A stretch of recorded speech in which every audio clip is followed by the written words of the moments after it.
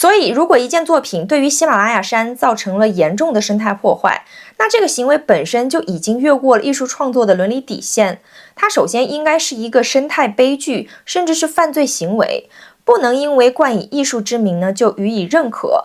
嗨，大家好，我是月露。那么在做今天这一期视频之前呢，我已经花了整整2天时间来平复了自己既愤怒又不解、既无奈又悲哀的复杂心情。相信大家应该都已经知道了，那户外品牌始祖鸟与艺术家蔡国强9月19号在西藏海拔5500的喜马拉雅山江孜热龙地区做了一场大型的烟花秀表演，名叫升龙。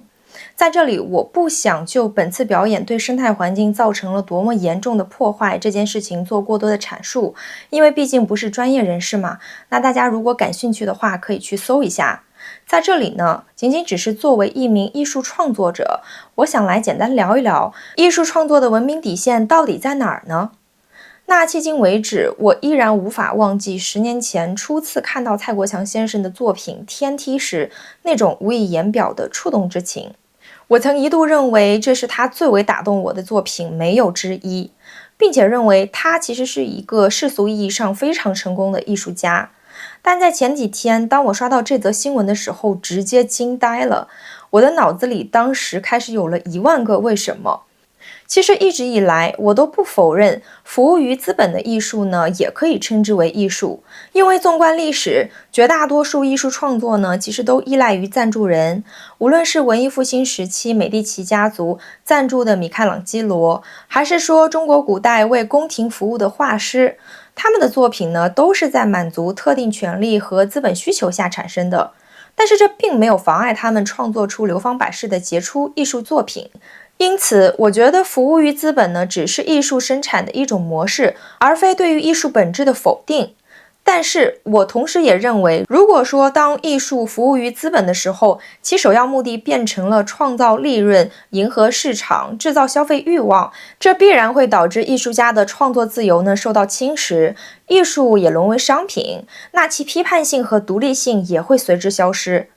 所以你要问我本次的烟花秀表演升龙是一件艺术作品吗？那我的回答一定是不。这不仅不能称之为艺术，我觉得这简直就是一场极具破坏力的灾难。我只是在思考，那艺术创作的文明底线到底在哪儿呢？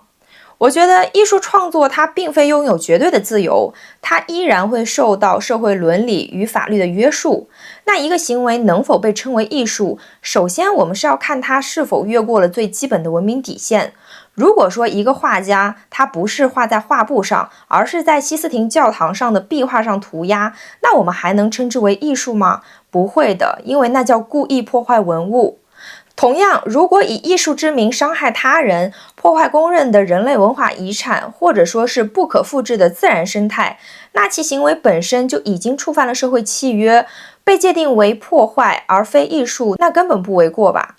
虽然艺术史上也确实有很多作品通过挑战常规、引发争议来拓宽艺术的边界，但关键在于这种挑战它的目的是什么呢？代价又是什么？如果你挑战的只是观念、审美和社会规范，比方说杜尚的拳，它引发的只是思想上的震动，那没毛病。但是如果你挑战的是生态平衡、物种生存和人类共同的文化遗产，那这种破坏就是物理性的、不可逆的，那它所引发的震动就必定是愤怒、悲伤与谴责，也就压根谈不上对于美或者说是思想的启迪。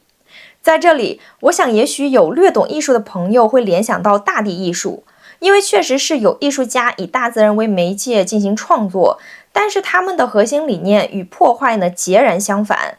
他们强调的是尊重与融入，强调对于大自然的敬畏。比方说，优秀的大地艺术作品经常会使用自然材料，像石头呀、树叶和冰块。那这些材料它最终会重新接受大自然力量的侵蚀，并且重新回归于大自然。